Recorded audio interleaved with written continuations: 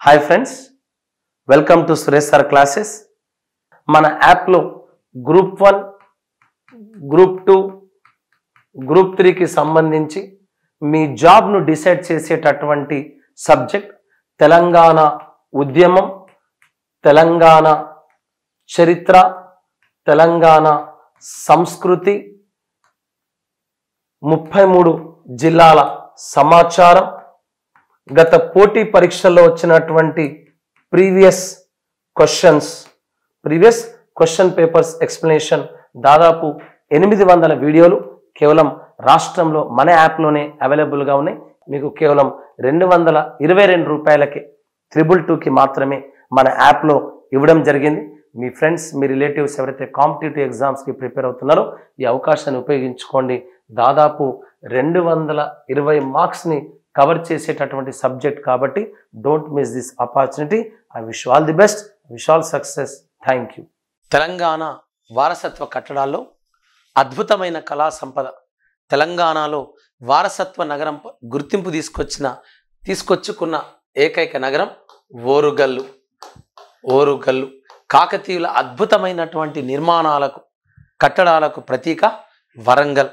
ఆ వరంగల్లో ఉన్నటువంటి అద్భుతమైనటువంటి గుడి 1000 స్తంభాల గుడి. చాలాసార్లు అడిగిన మనకు దీన్ని 1000 పిల్లర్ టెంపుల్ అంటాం. 1000 పిల్లర్స్ టెంపుల్ ఎక్కడుందండి? హనుమకొండలో ఉంది. ఎక్కడుంది? హనుమకొండ. ఏ ఆలయం ఉంది ఇక్కడ? రుద్రేశ్వర ఆలయం. హనుమకొండలో ఏ ఆలయం ఉంది?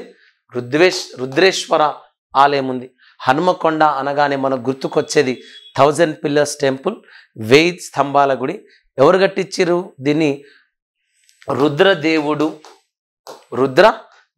దీన్ని నిర్మించాడు. కాకతీయులలో మొట్టమొదటి స్వతంత్ర పాలకుడు ఎవరండి? రుద్రదేవుడు. ఆ రుద్రదేవుడు నిర్మించిన అద్భుతమైన ఆలయమే రుద్రేశ్వర ఆలయం. దీన్నే స్థానికంగా ఏమంటారు? 1000 స్తంభాల గుడి అంటారు. దీని ఎదురుగా మండపం ఉండేది.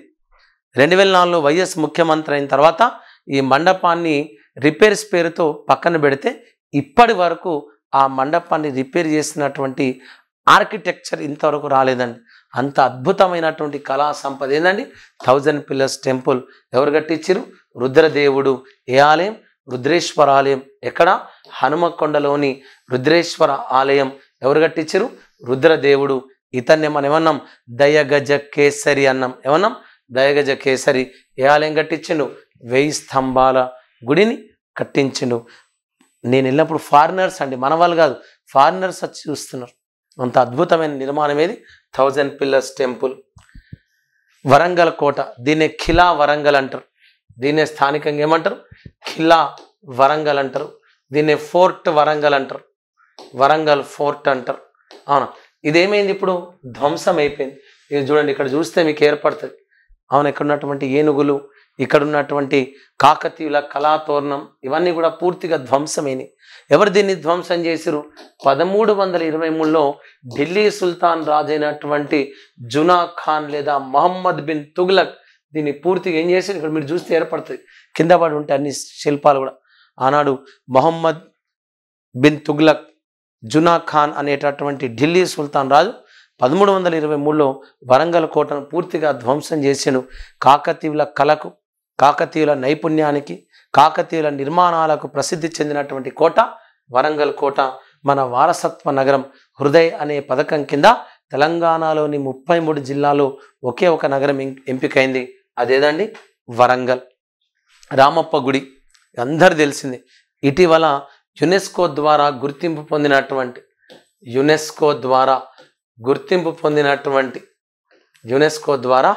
గుర్తింపు పొందినటువంటి అద్భుతమైన కళాఖండం ఏందండి?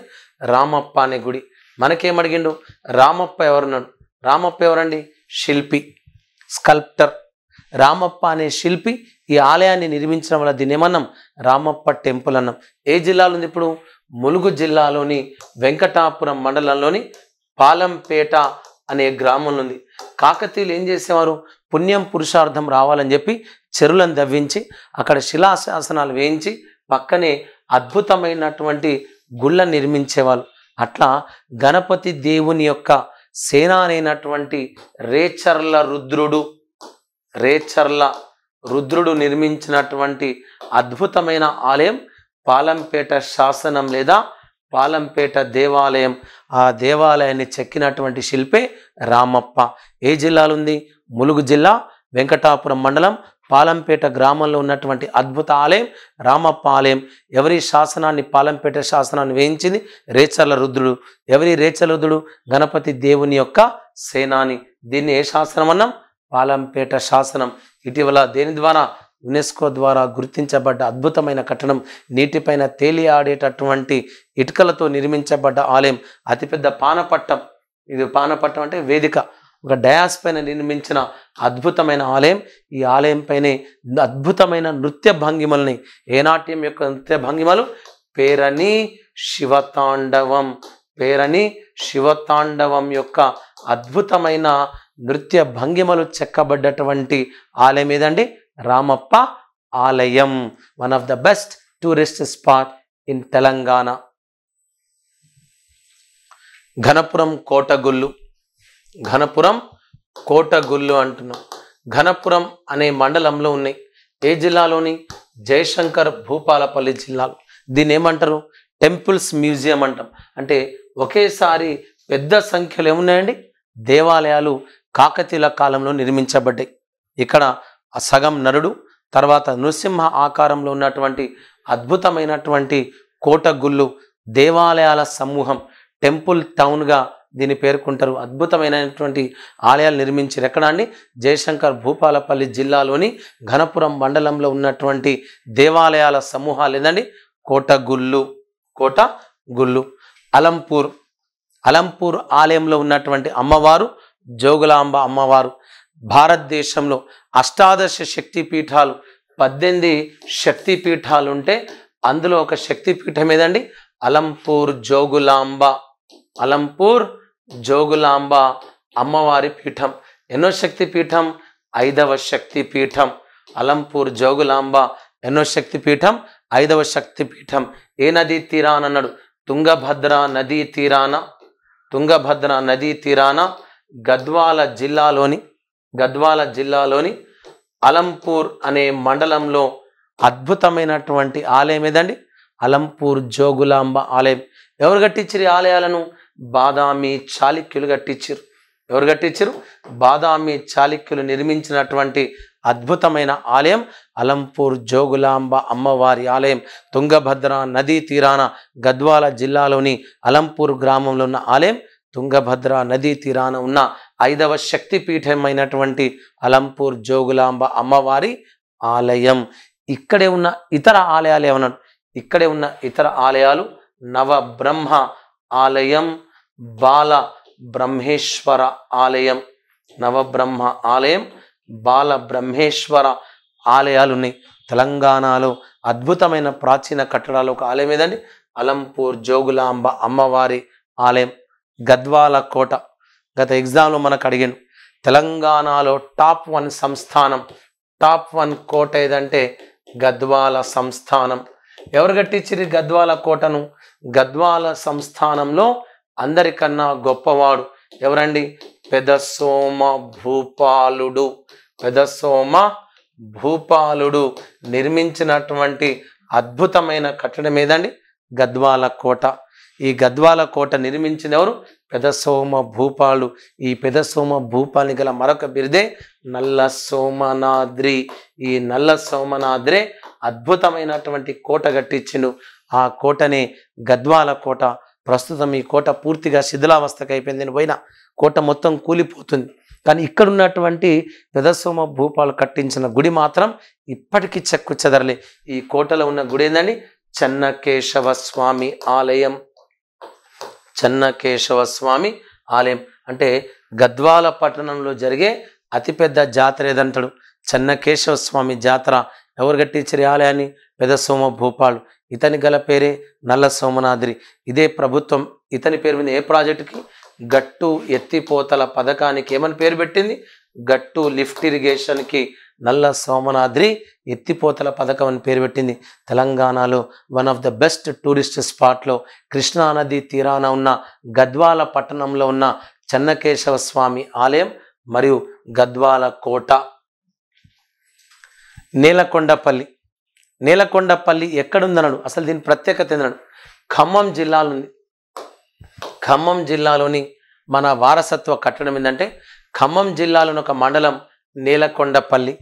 ఈ నేలకొండపల్లిలో ఉన్నటువంటి one of the best tourist spot ఏంటంటే నేలకొండపల్లిలోని తెలంగాణలోనే అతి పెద్ద బౌద్ధ స్థూపం.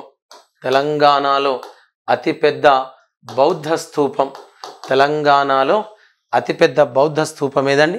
నేలకొండపల్లి. ఖమ్మం జిల్లాలోని నేలకొండపల్లి దేనికి ప్రసిద్ధనడు? తెలంగాణలోనే అతిపెద్ద బౌద్ధ స్థూపం ఉంది. ఎక్కడ అండి? నేలకొండపల్లి. ఇక్కడ నేలకొండపల్లి కోట ఉంది. మనకి ఎగ్జామ్ ఏమడిగిండు? ఇదే నేలకొండపల్లికి వచ్చిన ప్రముఖ వ్యక్తి ఎవరన్నాడు? భద్రాచల శ్రీ సీతారామచంద్ర స్వామి ఆలయాన్ని నిర్మించిన కంచర్ల గోపన్న. ఈ కంచర్ల గోపన్న యొక్క స్వస్థలం కూడా ఏది? నేలకొండపల్లి. కల్లూరు, ఇది కూడా గత ఎగ్జామ్లో అడిగాను. కల్లూరు ఏందండి? ఖమ్మం జిల్లాలోని ఒక రెవెన్యూ డివిజన్, ఒక మండలం ఏదండి? కల్లూరు.